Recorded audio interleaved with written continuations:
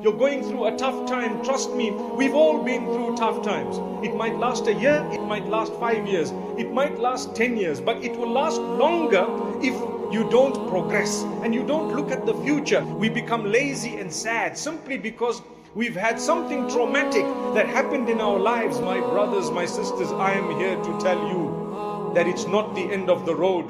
Look up and move forward. If at all you want to look back, it should only be to learn a lesson, but not to get stuck in it in such a way that you don't move forward. Remember this. Today we're all going through struggles. All of us. Different levels of struggles.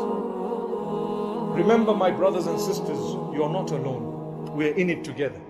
We all have challenges, myself included. Learn to be focused, work hard. A day will come when you will smile. Never give up. We go through challenges, we go through hardship. Let's look forward, let's progress.